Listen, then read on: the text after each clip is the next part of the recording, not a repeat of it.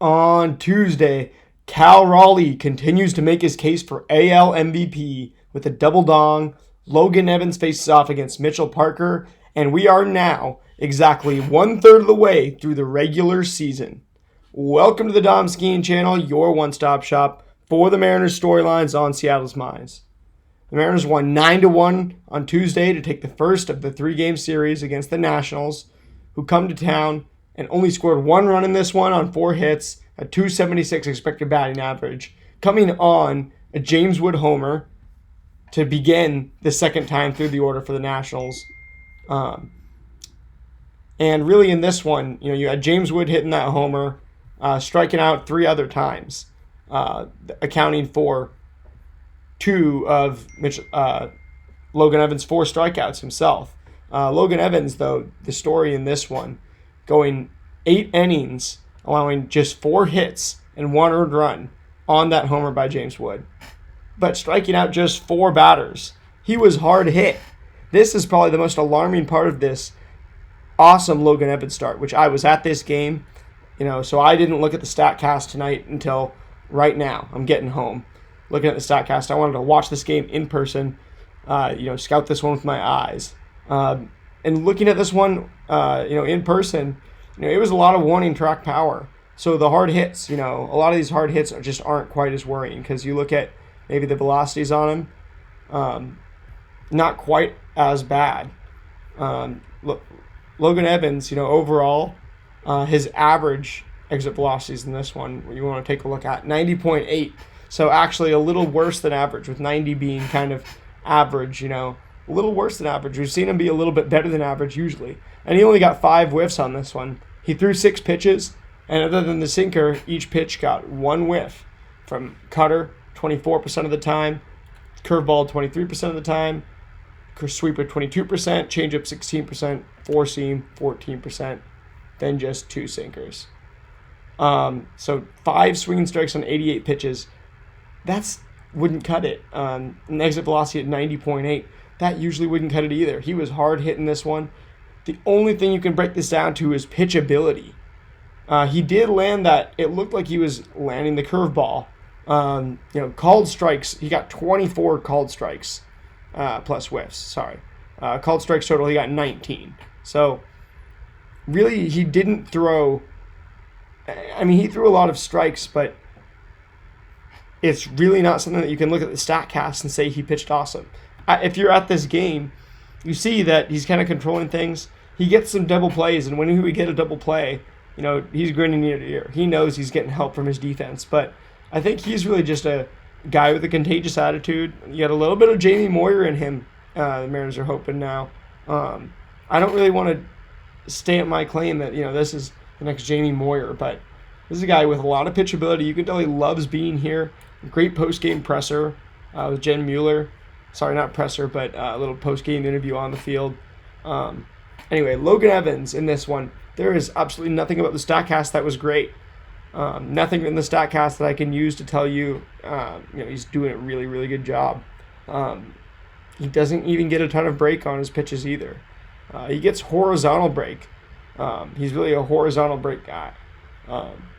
Using a curveball, sweeper, changeup, and then the 4-seam. But he is not a guy who, he's really coming in. And it was interesting because what else is worth noting is that every single hitter that he faced in this lineup was a lefty.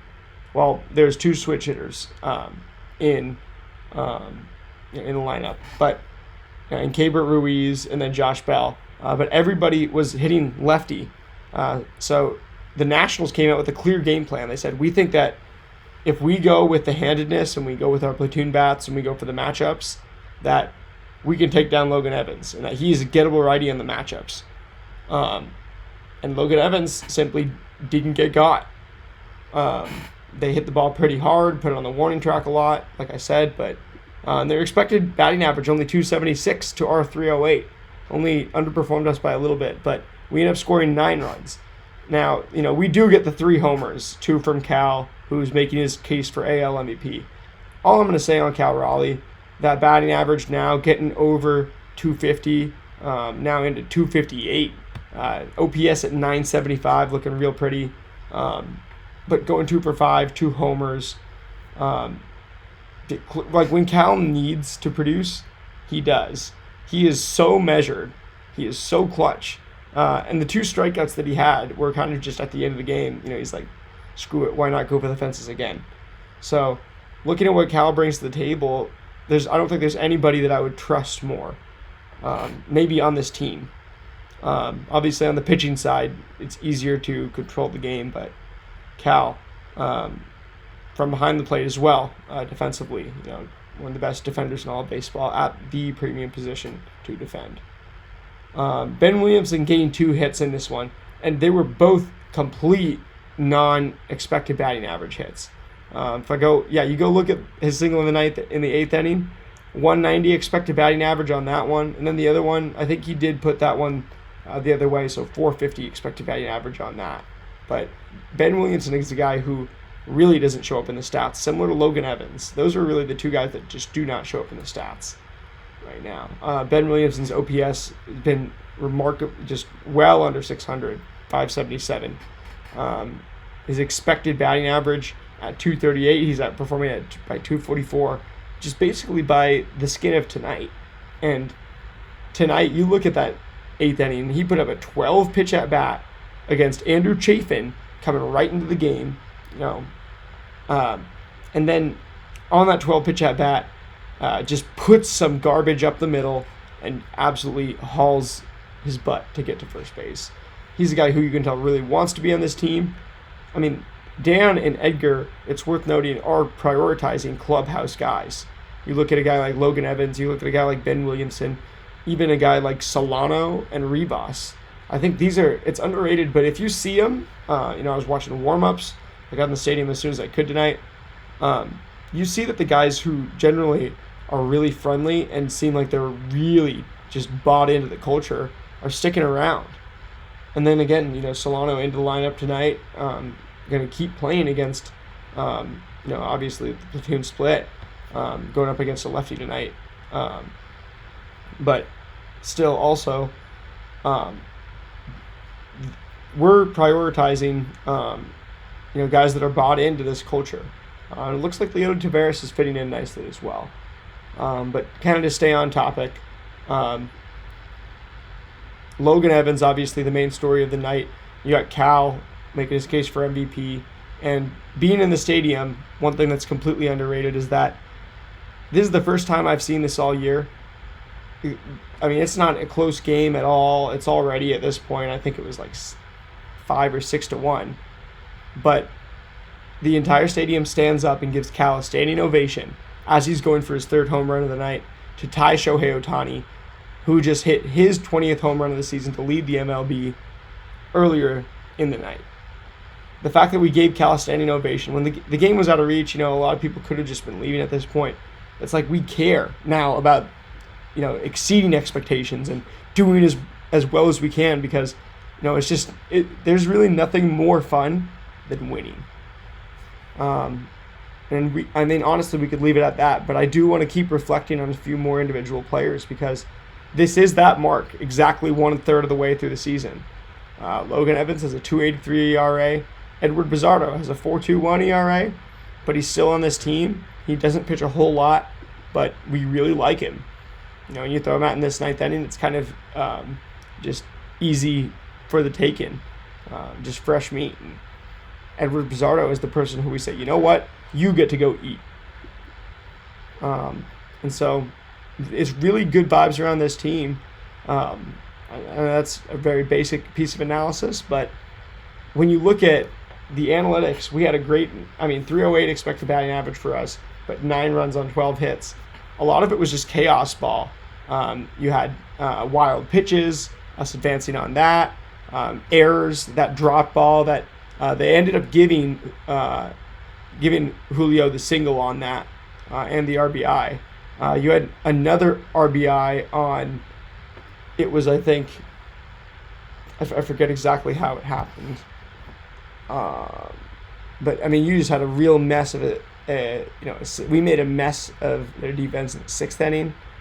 And then again a little bit in um, in the 8th. So excellent to see. Um, Individually with other players, I think we've covered a lot of individual guys. And Mitchell Parker, the Mariners, pretty good against him. Um, got him out of there in 4.2 innings because once Cal hit his second home run of the night to put us up 5-1, Mitchell Parker, yeah, see you later, bud.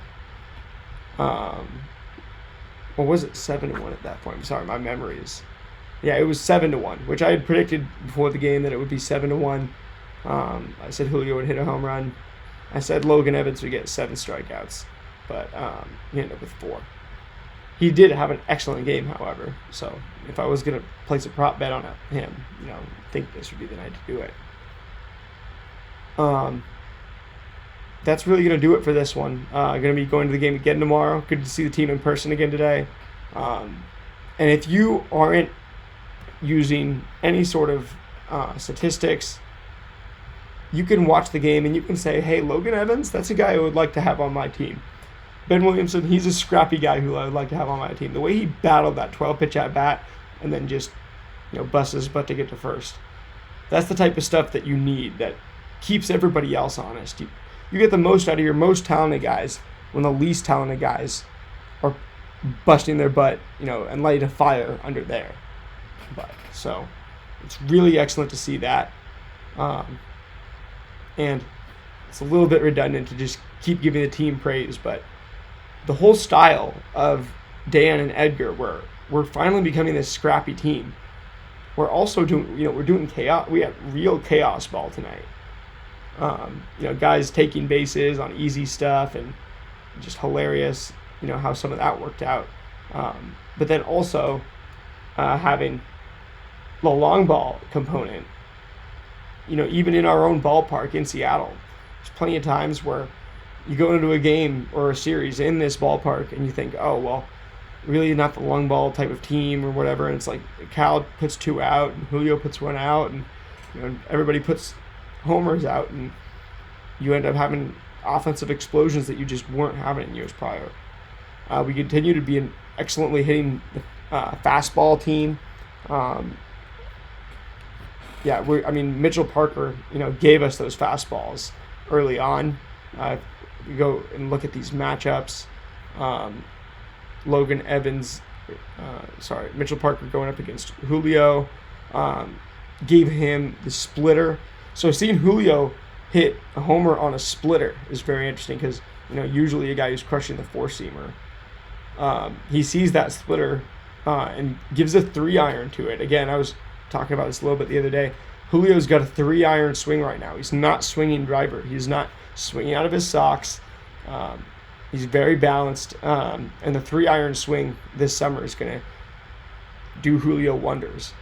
Just as, not to be a golf analyst, I'm not great at even best at golf myself, but if you're in Washington, you've got to be able to hit your irons straight because you're going to have that tree shot pretty much every time you play around in this state, where you're going through a bunch of trees, whether it's the hole has it winding or at some point you're going to be hitting through trees and you got to be able to just hit it straight. And Julio's got this iron swing, he can hit it straight. And with the splitter, kind of the equivalent in baseball, right, is that the ball is moving, so you got to be able to hit the ball even if it's not a straight ball that's coming in. It's a splitter, it comes in and splits. In this kind of analogy, right, the 3-iron is just the more adaptable swing where you shorten it up a little bit and you go for more accuracy.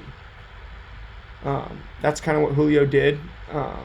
And he hits the ball so hard that he really doesn't need to elevate it that much, is the fun thing with Julio. So I think we're going to see a lot more laser shots just going forward with him. I think that's his bread and butter. Then looking at Raleigh, served him up a fastball, 112 miles an hour off the bat. But this one was funny, 41-degree launch angle, whereas Julio's was just 24. Julio's was a laser. Raleigh's was a total driver. It was a total uppercut. But it was also one, it just kind of sat up there and then fell in next to the foul pole. so that works out, and then you end up getting another one from Cal. That one, this is a funny at bat because you had 4 straight curveballs against Cal Raleigh from Mitchell Parker. So he was just scared, trembling, throwing 4 curveballs. Because really it's like at some point Cal's going to see that. Oh, sorry, that wasn't even the one. That 4 curveball at bat worked. Obviously, it's late at night after the game. Can make some of these mistakes. We're looking at it. But so then Cal also hit the splitter on his second homer. But then on that first at bat, the pitch that Cal hit the homer on was a 4-seam fastball. So 2 splitters and a 4-seamer. That's interesting because we know that the Mariners can hit the 4-seamer. Splitter is one of those pitches, if Julio can hit it too, maybe the splitter is an easier one to see.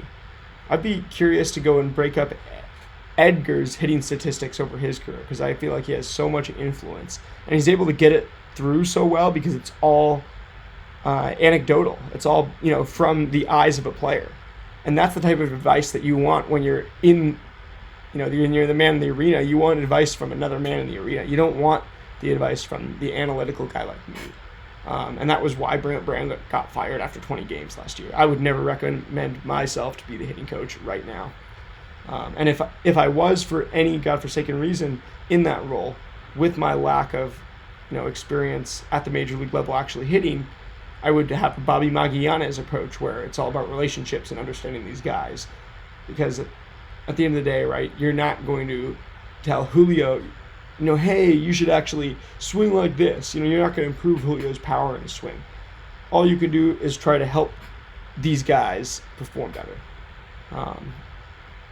Anyway, not to state redundant things like that anymore. I'm kind of rambling a little bit at this point. Obviously, an exciting game. A third of the way through the year, stats are starting to normalize. We can start to take players for who they are, start to really see players as the 2025 version of themselves. And going forward, really, we're going to start talking about all-stars, start talking about, who are going to pick up at the trade deadline. Right now, corner infielder is top of my wish list for our team. Anyway, I will see you guys tomorrow. We're going to talk more about the series, everything that's going on.